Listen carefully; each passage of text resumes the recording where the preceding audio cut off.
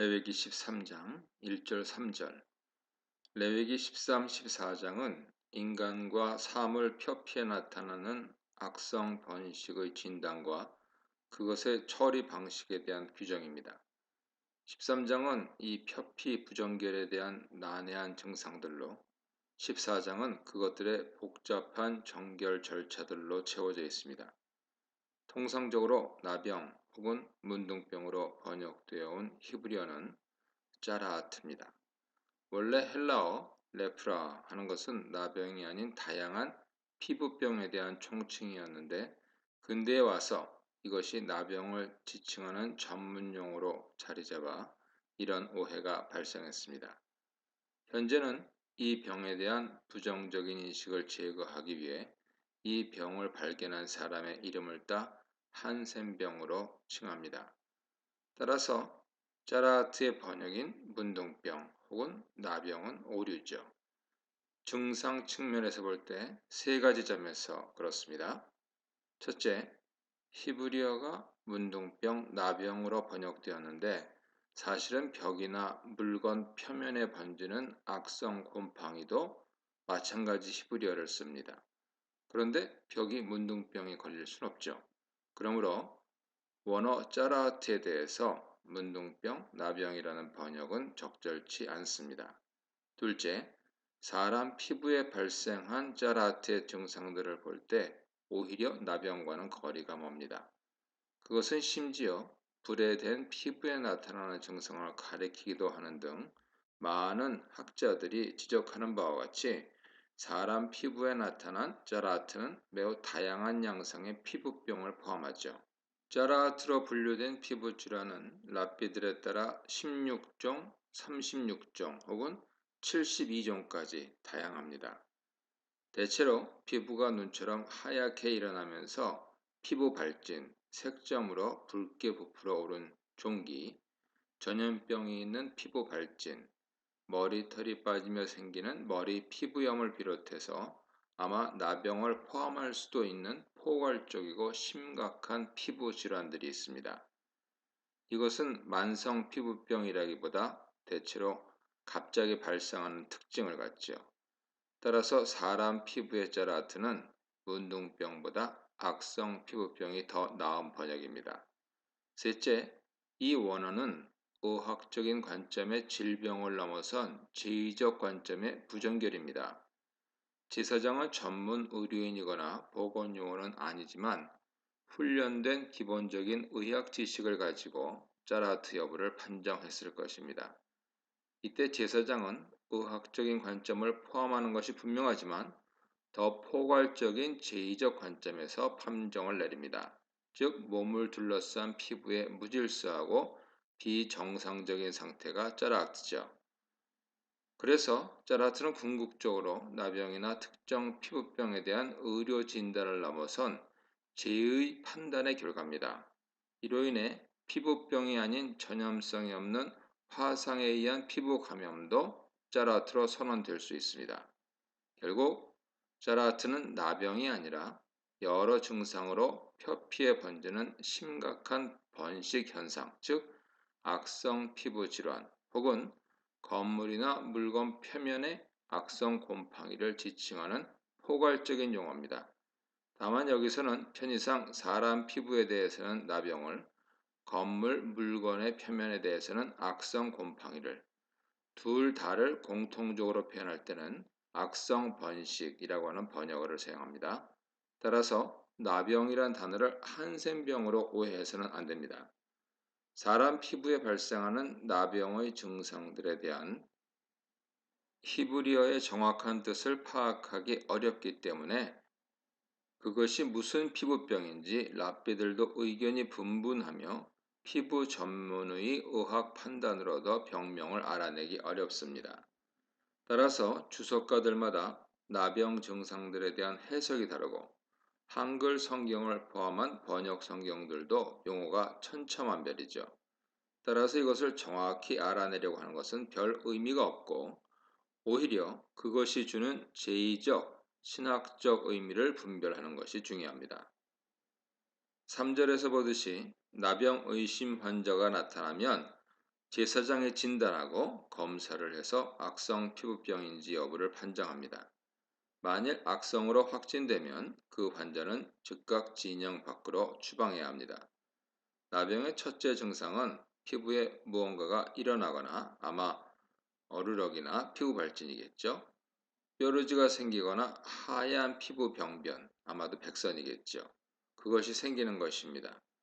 환부에 무엇인가 일어나긴 했으나 환부는 전체적으로 함몰되어 있는 특징을 보입니다. 피부에 나타난 점은 얼룩이 더 나은 번역인데요. 피부에 생긴 일종의 어르럭이, 백방과 같은 하얀 피부 병변으로 이해할 수 있습니다. 10절로 판단해 보건대 아마 가려움 때문에 긁어서 생살이 드러난 것이 나병의 특징이기도 합니다. 이때 대제사장이나 일반 제사장들에게 그 환자를 데리고 가 진단을 받습니다. 만일 환부에 털이 하얗게 되고 환부가 약간 함몰되어 있으면 이것은 심각한 피부 질환, 즉 짜라트입니다. 제사장은 이 사람은 부정하다 소리쳐야 합니다. 4절 8절입니다. 그러나 만약 하얀 병변이 생기긴 했지만 피부가 함몰되어 있지 않고 털에도 하얀 가루가 묻어 있지 않으면 제사장은 그를 의심 환자로 분류하여 7일 동안 격리해 놓습니다. 7일째 다시 그를 관찰했을 때 여전히 환부에 변화가 없고 피부병이 퍼지지 않았으면 확진을 위해 다시 그 환자를 7일간 격리합니다. 재진을 통해 환부 증상이 완화된 것이 보이고 색이 희미해졌으면 그것은 일반 피부병에 불과하다는 결론을 내립니다. 이때 제사장은 이 사람은 정결하다고 선언해야 합니다. 그 사람은 단순한 부정결의 상태에 놓인 것이므로 아마 목욕을 하고 옷을 빨면 완전히 정결한 상태로 회복되었을 것입니다. 하지만 완치 판정을 받은 뒤에라도 다시 동일한 피부병이 발생하면 제사장에게 세 번째 검사를 받아야 하고 만일 그 피부병이 번졌으면 그는 악성 피부병이 걸린 것으로 최종 확진되면서 제사장은 이 사람은 부정하다 선언해야 합니다. 9절로 17절입니다. 이 구절은 나병의 증상을 보이는 피부병을 단번에 감별하는 기준을 제시합니다. 특별히 12절로 16절은 좀 이상하게 읽히죠. 나병이 전신에 퍼져 피부가 여기저기 휘어졌는데 제사장은 정결한 자로 선언하고 있기 때문입니다. 그러나 이것은 언뜻 피부에 발생한 나병의 증상으로 보이기에 일단 나병이라는 표현을 쓰나 실제로는 나병이 아니기 때문에 발생한 혼란이죠. 이것은 오히려 일종의 피부병이 치유되는 과정에서 발생하는 표피박리, 즉 새로운 하얀 피부가 생기는 현상으로 해석될 수 있습니다. 나병의 하얀 피부는 눈이 내린 것 같으면서 털까지 하얘져 눈발처럼 흩날려 보이는 특징을 가지나 표피박리는 특징상 단순히 살갗 자체가 하얀색인 것으로 생각됩니다. 따라서 제사장이 이것을 구분해서 최종 진단을 내리는 것입니다. 나병의 대표적인 증상은 5가지 정도로 나타나는데 무엇보다도 피부가 군데군데 하얗게 변하는 흰색 피부 발진과 더불어서 털이 휘어지기 때문에 마치 피부에 눈이 내린 것처럼 보인다는 것이죠. 증상을 요약하면 흰색 얼룩, 점, 흰털, 피부 발진, 뾰루지, 생살, 그리고 우묵하게 들어간 피부 등입니다. 저주를 받은 미리암과 나아만에서 전형적인 나병 증상이 확인되는데 공통적으로 나병이 발하여 눈같이 되었다 표현되고 있습니다. 일단 나병 증상이 발견되면 제사장이 진단해서 악성 여부를 판정합니다.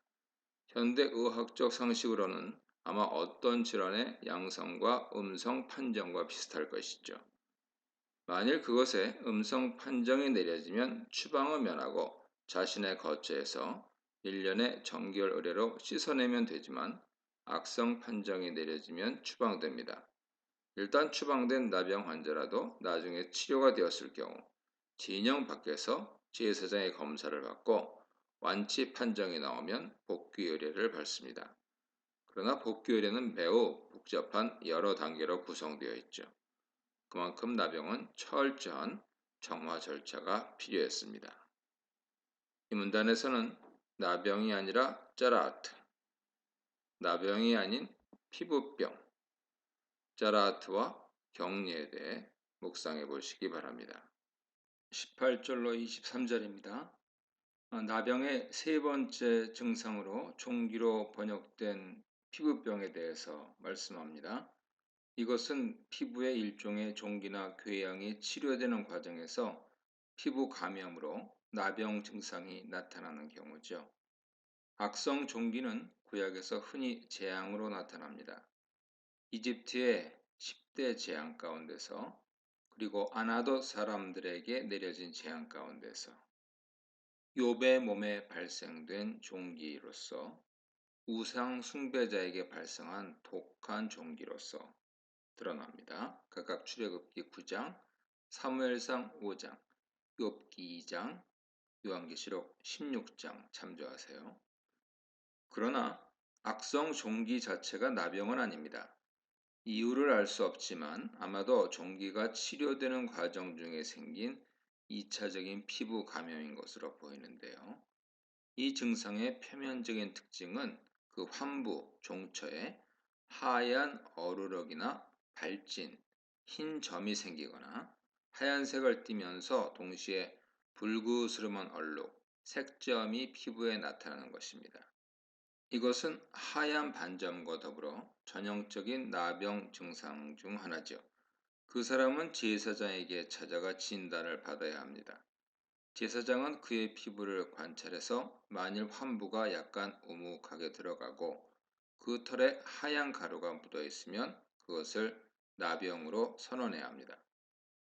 제사장 진단을 통해서 만일 그런 나병의 전형적인 증상이 보이지 않으면, 즉 털에 하얀 부스러기가 묻어 있지 않고 피부 한 몰도 보이지 않고 얼룩이 희미하면 제사장은 그를 7일간 격리합니다.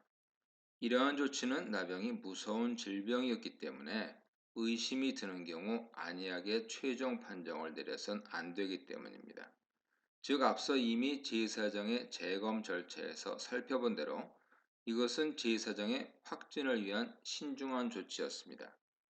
만일 7일째 되는 날 재검을 통해 피부병이 크게 번진 것이 확인되면 제사장은 즉각 그를 부정하다고, 즉 그가 나병 환자임을 선언해야 합니다. 하지만 피부병이 번지지 않았고 얼룩의 색깔도 변동이 없으면 그것은 단순히 종기가 치료된 증상으로 간주되어서 제사장은 최종적으로 그가 정결하다고 선언합니다. 24절로 29절입니다. 네 번째 나병 증상은 화상을 입은 후 치료되는 과정에서 발생한 2차 감염과 관련되어 있습니다. 화상 자체는 피부병이 아니며 다만 치료 과정에서 피부 감염이 발생할 수 있죠. 피부에 화상을 입은 후 2차 감염이 발생하여 환부가 불그스름하면서도 하얀 색조를 띠거나 단순히 하얀 얼룩이 나타나면 나병을 의심해야 합니다. 제사장은 그의 피부를 살피고 만일 전형적인 나병 증상이 확인되면 나병으로 확진합니다. 만일 제사장의 검사를 통해 아무런 나병 증상이 발견되지 않으면 제사장은 다른 사례들에서와 마찬가지로 재검을 위해 그를 7일간 격리합니다. 7일째 되는 날 그를 다시 진찰하여 만일 피부병이 크게 번졌으면 즉시 그를 부정하다고 선언해야 합니다. 즉 그는 나병 환자로 판결된 것이죠. 그러나 얼룩의 크기가 변함이 없는 가운데 병이 번지지 않았고 또한 색깔도 옅어졌으면 그것은 단순히 화상으로 인해 피부가 상한 것일 뿐이죠. 여기서 부은 것의 히브리어는 부풀어 오른 증상이 아니라 화상으로 피부 조직이 거칠게 파괴된 것을 지시하는 것으로 보아야 합니다. 29, 39절입니다. 나병의 다섯 번째 증상은 옴으로 번역된 피부병이죠. 이 병은 남녀 상관없이 특정하게 머리와 턱 부근에서 발병하는 특징을 갖습니다. 남자의 경우 수염에 그 증상이 나타나므로 수염 상태가 진단법에서 중요한 요소 중 하나입니다. 머리나 수염에 특이 증상이 나타나면 제사장이 진찰을 해서 만일 두피와 턱의 피부에 함몰이 보이고 턱 색깔이 누렇게 되면서 털이 듬성듬성 빠져 있으면 제사장은 그를 나병 환자로 확정합니다. 히브리어는 전통적으로 오음으로 옮겨왔지만 이것이 정확히 무슨 피부병인지는 알 수 없습니다. 어떤 학자는 이 단어가 뜯다, 찢다 하는 말을 의미하는 동사에서 기원한 명사로 아마도 머리털이나 수염이 피부에서 떨어져 나오는 증상을 가리키는 것으로 봅니다. 가는 털이 듬성듬성해진 털이라는 설명과 일치하기도 하죠. 하지만 가는 털을 얘기하는 것은 아닙니다. 어떤 학자는 피부를 긁어서 피부 괴멸이 발생해서 벗겨진 증상으로 봅니다. 다른 학자는 피부가 벗겨져 나온 것이 머리털과 수염에 달라붙은 증상으로 보죠. 이 경우 종의 백선, 즉 버짐일 수 있습니다. 펌부가 약간 함몰하고 털 색깔이 변색되어 일반적인 나병 증상이 보이는데 두드러진 특징은 노랗게 된 털이죠. 노란색을 띠는 털이 가느다란 털인지는 논란의 여지가 있습니다. 의학적인 관점에서는 피부병이 걸렸다 해서 털이 가늘어지는 경우는 없으므로 이것은 가는 털이 아닌 털이 듬성듬성 빠진 상태를 가리킬 것입니다. 한편 노란 털은 버짐의 일종인 황선, 기계총이라고 흔히 얘기하죠. 그것으로 인해서 발생한 현상일 수 있습니다. 그렇다면 이것은 옴보다는 버짐이라고 번역하는 것이 더 낫겠죠. 만일 발병 부위에 피부 함몰은 보이지 않는데 털 색깔은 검지 않고 변색이 된 상태라면 제사장은 의심을 거두어서는 안 됩니다. 제사장은 환자를 위의 사례들과 마찬가지로 7일 동안 격리해야 합니다. 위에서 언급하진 않았지만 격리를 위한 공간이 자신의 집은 분명히 아닐 것입니다. 왜냐하면 감염 위험 때문이죠. 따라서 어떤 랍비들은 그 격리실이 진영 밖에 가나안 땅에 들어간 뒤에는 성읍 밖에 어느 장소에 마련되었을 것으로 봅니다. 그러나 다른 사람들은 진영 내 특정 장소에 그런 공간이 마련되었을 것으로 생각합니다. 후자가 더 받아들일만 하지만 전자 가능성도 배제될 수는 없는 듯하지요. 7일째 되는 날 재검을 통해 환부가 번지지 않은 상태에서 누르스름한 털이 발견되지 않는다면 그렇다 할지라도 이 경우 제사장은 서둘러 나병이 아니라는 확진을 내려서는 안 됩니다. 여전히 그 자리에 의심할 만한 환부 병변이 남아있기 때문이죠. 다른 사례들에서는 이 경우 문제가 없다는 확진이 내려졌습니다. 제사장은 최종적으로 그의 환부 근처의 모발을 모두 민 다음에 다시 7일간 그를 격리합니다. 두 번째 7일째 되는 날 그는 세 번째 검사를 진행합니다. 만일 여전히 오음 증상은 거기에 있는데 전혀 번지지 않고 피부 함몰이나 털 변색이 발생하지 않는 등 아무런 변동이 없는 것이 확인되면 제사장은 그는 정결하다고 최종적으로 선언합니다. 이때 그 환자는 아마도 목욕을 하고 옷을 빨며 비로소 정상적인 정결 상태로 복귀합니다. 하지만 그렇게 최종적으로 정결을 회복한 뒤에라도 다시 오음이 번진다는 의심이 들면 제사장은 그를 재차 검사해야 합니다. 만일 오음이 크게 피부에 번지면 제사장은 즉각 그를 진찰하여서 피부에 번진 오음을 보고 다른 증상을 볼 것도 없이 그가 나병 환자라고 선언해야 합니다.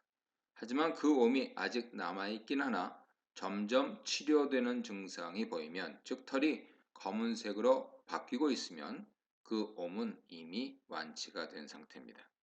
따라서 제사장은 그가 정결하다는 것을 재확증합니다. 38, 39절은 옴과 같은 나병이 아닌 단순한 피부 질환의 증상을 설명하죠.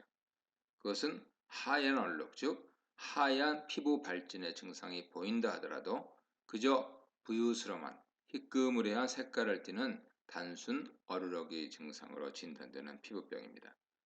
이런 증상에 대해 제사장은 아무런 문제가 없다고 판정하고 그가 정결하다고 선언합니다. 이 문단에서는 짜라트, 죽음의 증상, 신중한 판결, 단호한 조치에 대해 묵상해 보시기 바랍니다.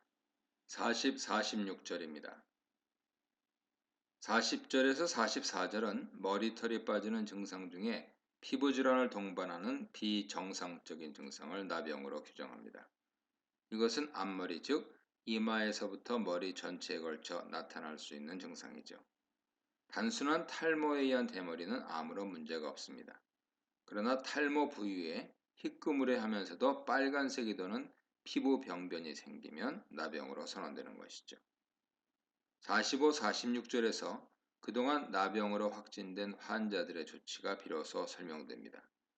나병 환자에 대한 조치는 즉각적이고 단호합니다. 우선 나병 환자 본인이 스스로 비탄의 퍼포먼스를 행해야 합니다. 그는 옷을 찢고 머리를 풀어 헤침으로써 슬픔과 비통함을 나타내야 합니다. 이것은 앞서 10장에서 설명된 바와 같이 성경에서 전형적인 애곡과 슬픔의 표현이었습니다. 또한 그는 윗입술과 콧수염을 가리고 부정탔다, 부정탔다 라고 거듭 외쳐야 합니다.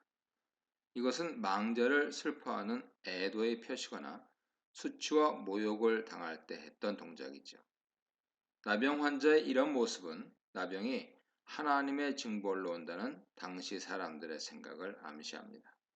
다시 말해 그 환자는 자신이 알지 못한 가운데 어떤 잘못을 저지른 결과로 이 재앙이 찾아왔다는 생각을 품을 수 있었습니다. 재앙을 맞은 자신을 비탄해야 하고 또한 혹시라도 그런 재앙을 초래했을지 모를 자신의 잘못을 슬퍼하는 퍼포먼스였을 것입니다. 한편 이러한 나병 환자의 퍼포먼스는 다른 사람의 접근을 막기 위함인데 피부병의 전염을 방지하려는 목적이 배후에 있는 것이 분명합니다. 동시에 이것은 제의적 부정결의 전염을 막기 위한 조치로 보아야 합니다. 나병 환자가 다른 사람이나 물건을 접촉할 때 부정을 옮기는지에 대해 율법은 침묵하고 있습니다. 그러나 즉각적인 추방 조치와 악성 번식으로 감염된 건물이 사람을 부정케 하는 것으로 보아 나병 환자는 부정을 옮긴 것이 명백합니다. 그러한 이유로 그는 즉각 격리되어야 하죠. 환자 스스로 진 밖으로 나갔거나 아니면 제사장 명령으로 진 밖으로 추방되었을 것입니다. 다만 진 밖으로 추방된 악성 피부병 환자가 완치되는 경우에 그는 진영 내로 복귀가 가능합니다. 47, 52절입니다. 그 외 사람이 아닌 사물에는 악성 번식이 발생할 수 있죠. 사물 표면의 색점, 즉 얼룩이 발생하는 것입니다. 이것은 곰팡이가 분명합니다. 13장에서는 우선 집안 물건들의 심각한 곰팡이가 생기는 현상을 다룹니다. 털실이나 배실로 짠 옷이나 모증류 혹은 가죽 제품은 곰팡이 감염에 취약합니다. 아마 여기에는 가죽으로 만들었던 광야 거처인 천막도 포함되는 듯하죠. 건물 벽에 나타난 악성 곰팡이 문제는 14장에서 추가로 거론됩니다. 악성으로 분류되는 증상은 간단하죠. 청색 얼룩, 점이나 홍색 얼룩의 발생 여부가 기준입니다. 만일 이러한 것들이 물건 표면에 나타난다면 물건 주인은 즉시 제사장을 불러 검사를 받아야 합니다. 만일 옷감리의 어떤 부위가 변색되어 있는데 색깔이 녹색이나 붉은색을 띠면 일단 이것은 나병, 악성 곰팡이의 색점으로 의심해야 합니다. 어떤 가죽 제품 표면에 그런 증상이 발견되면 마찬가지로 악성 곰팡이로 의심됩니다.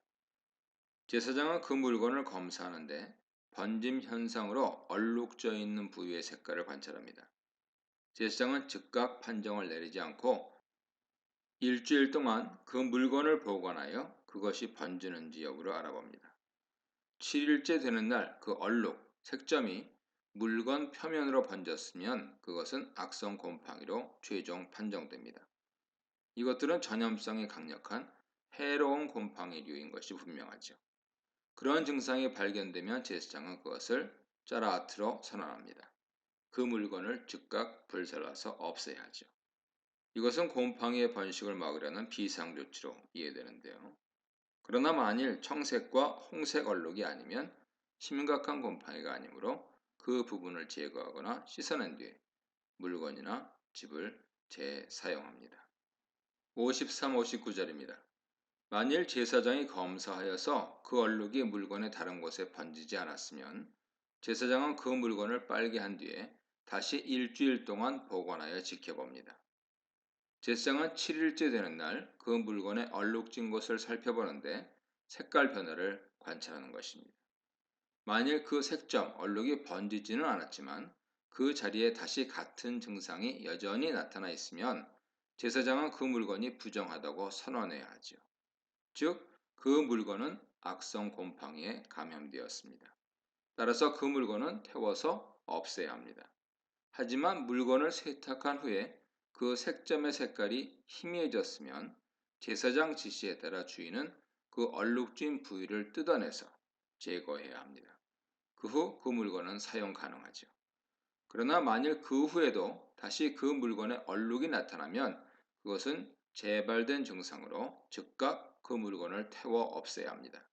한편 물건을 세탁한 뒤 색점이 엷어졌으면 그 색점 부위만을 뜯어낸 뒤 물건 사용이 가능하다 했는데 만일 세탁 후에 색점이 아예 없어졌으면 단지 그 물건을 다시 한번 세탁하면 완전히 정결해집니다. 이와 같이 나병과 번식 증상은 다양하게 나타나는데 먼저 사람 피부에 나타나는 악성 번식들은 1절로 8절에서 나병의 증상, 9절로 17절에서 나병의 추가적 증상, 18절로 23절에서 치료된 종기의 감염, 24, 28절에서 화상과 피부 감염, 29, 37절에서 옴, 38, 39절에서 예외적으로 어루러기, 40절에서 44절 사이에 비정상적 대머리에 대해서 거론합니다. 나병의 증상은 흰색 얼룩, 뾰루지, 흰털, 우묵함이고요. 추가적 증상은 흰색 얼룩, 흰털, 생살입니다. 치료된 종기의 감염의 증상은 적백색 혹은 흰색 얼룩, 우묵함이고요. 화상과 피부 감염은 적백색 혹은 흰색 얼룩, 우묵함입니다. 옴은 노란 털, 흰색 얼룩, 우묵함이고요. 예외적인 어루러기는 희끄무레한 흰색 점이죠. 비정상적인 대머리는 머리, 탈모 부위의 적백색 점입니다. 이어서 사물 표면에 나타나는 악성 번식들은 47, 59절에서 옷이나 가죽 제품에 대해 다루고요. 그리고 53절까지 집과 건물에 대해 다룹니다.